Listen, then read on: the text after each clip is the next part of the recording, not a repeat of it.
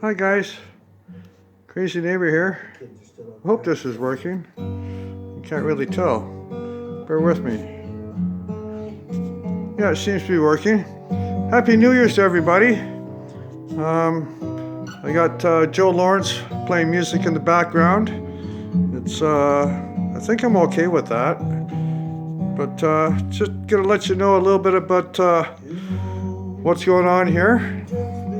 It is New Year's. I was extremely hungover this morning, but my youngest boy showed up this morning, and we had to get the boat off the trailer and go pick up one of his 350Zs.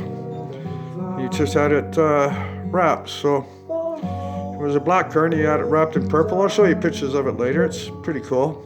You know, I'm not very good at this YouTube stuff, and I have no editing program, so I'm going to try to do a little bit of a video here all at once without, doing 15 or 16 second videos. So I'm just going to let the people that are interested in this, let you know what's going on with Randy's Roadrunner. So been working on it since about 2 o'clock this afternoon, and yeah, it's 4:20 right now, so actually my clock is always at 4:20, but that's a different story. But anyway, I'm going to go over the progress on the, I almost called it a Cobra because I work on the Cobra lots. But anyway, no, it's the Randy's Roadrunner, RRR. This is what I did today. Last time I posted anything, I'd taken the headers off, or the one header anyway, and taken the master cylinder off, and I was replacing all the brake lines. So as you can see, all the brake lines have been replaced with all brand new. And now what I'm doing is I'm bleeding the brake system. I put the master cylinder back on, and as you can see there, one's a little bit lower than the other. Rather than ask for some help and get somebody to sit there and repeatedly pump the pedal, what I do is I do what's called a gravity bleed. So I started on the passenger side right rear, which is farthest away from the master cylinder, and then I went over to this side here, which is the driver's rear.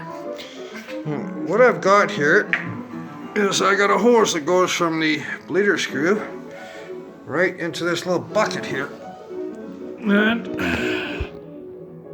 you can see every once in a while a little drop of fluid goes in that bucket. So that, excuse me for coughing, that basically bleeds the brakes by gravity, and don't have to do a heck of a lot other than making sure that that little reservoir never runs out. In fact, I think I better put another drink or so into it. Excuse me while I walk over to my dirty counter. Oh, you see I've been into step 2 today. So I'm changing this whole system over to dot 4 from dot 3. And dot 4 and dot 3 are interchangeable, but there are a few minor benefits to using dot 4. I'm not sure what they all are, but Randy said he wanted dot 4, so we're going to go with dot 4. So hopefully I don't spill any. There we go. I'll put a couple more drops in. Yeah, that'll work for a little while. Now, brake fluid is hydroscopic, and people are going to say, well, why are you leaving that container open?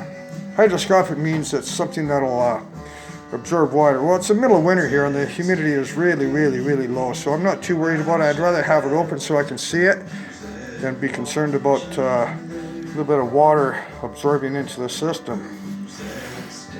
But just to give you a little details of some of the other problems I had with this thing today. This thing has been fighting me since day one. Now, right down here, there's a motor mount. And the side of that motor mount, it's really hard to see and the camera won't focus, but that's where the oil filler tube goes through.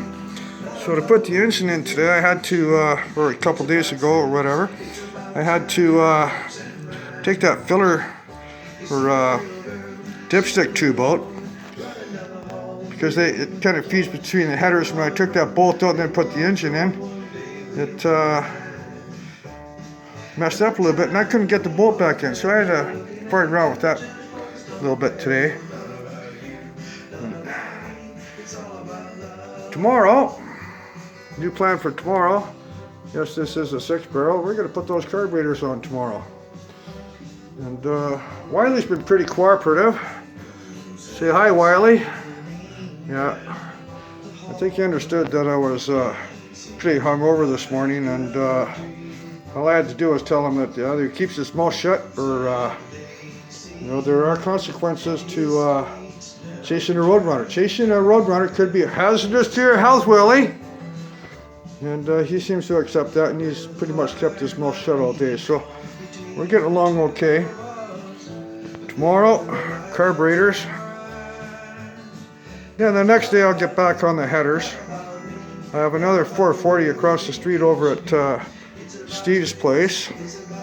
And since it's up on the stand, I can put the starter in and fit those headers without crawling underneath this thing and doing it.